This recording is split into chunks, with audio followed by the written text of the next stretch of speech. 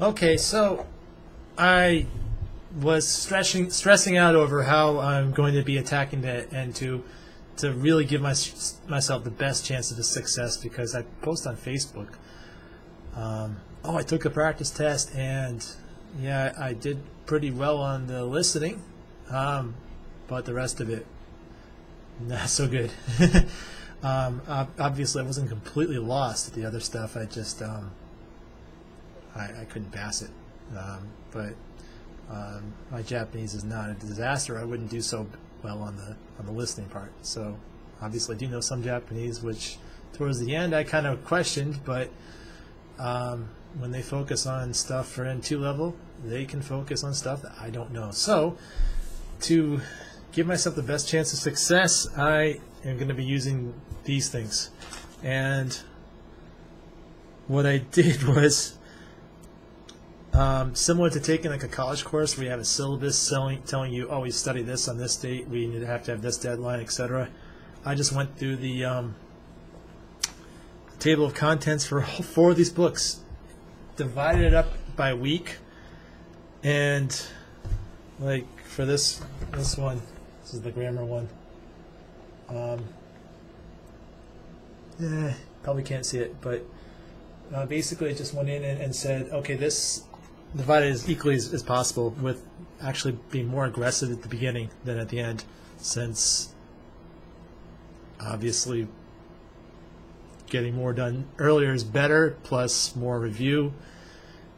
At the end, if I'm doing reviews, that's going to be really painful and take more time, but actually it's pretty spread out pretty well, just a little bit more aggressive at the beginning, not a lot more aggressive.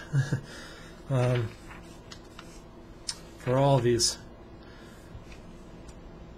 When I initially looked at the grammar, I was like, wow, I don't know any of this, but that's not true at all. There's a lot here I do know, so that thankfully it may not be quite so painful. Going at the kanji book, whew, I basically divided all the N2 kanji by week. So I've got 11 weeks, and there's over 1,000 of these kanji. That comes out to about 100, roughly, a little less, 100 kanji a week. Wow. I know most of these kanji though.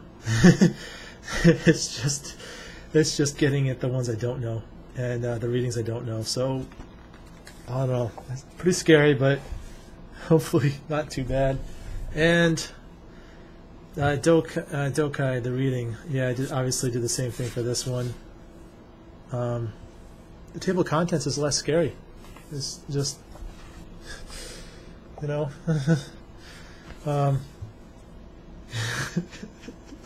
little lines instead of great big ones.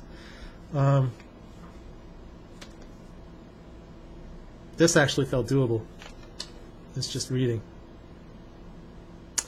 What's annoying is I bought this this book used. Apparently, I forget what I clicked on, but it came in back used, and the previous person, who I think was Korean, I'll look at some of the handwriting, had lots of pencil notes, including furigana for lots of kanji. Even though I'm looking at it, like, I was smarter than this person. Why would I write furigana for this?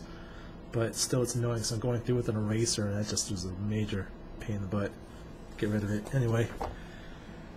And then there's Goi. So I've got kanji and this one. This is all divided up too. And we'll see. This is all the vocabulary I'll be doing. I'm not going beyond these books. I'm going to be ignoring all of the anime vocabulary. Everything else I've been doing, I'm just putting aside. This is it.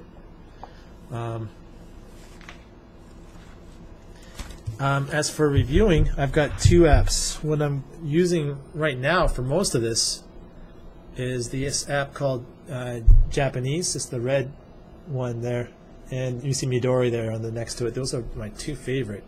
Currently, I like the Japanese one a little better. And just making vocabulary lists. The one I started today, in the upper right, Shinkansen Master N2, and you can see it's got the list I've entered, which is the first part. It's about 40 words. Some of it's review, but I don't want to get it wrong, so I'm going to review it. And it has an SRS system. I really like it. It tests both ways, both with English on side one, so that you have to remember, I guess, everything, the hardest, or reading kanji, and I got to do both. Reading kanji is a must. Testing so that I see the English and then remember the Japanese. I'm not sure if I'm going to bother with that, because it could slow me down, especially if I'm marking myself wrong for words, and I've obviously got a really ambitious plan here. I can't be reviewing stuff that I don't need to review. The other app I'm going to use it's called Flashcards Deluxe. Where is it? Oh, it's there it is, bottom right, whatever. The flashcard looking app.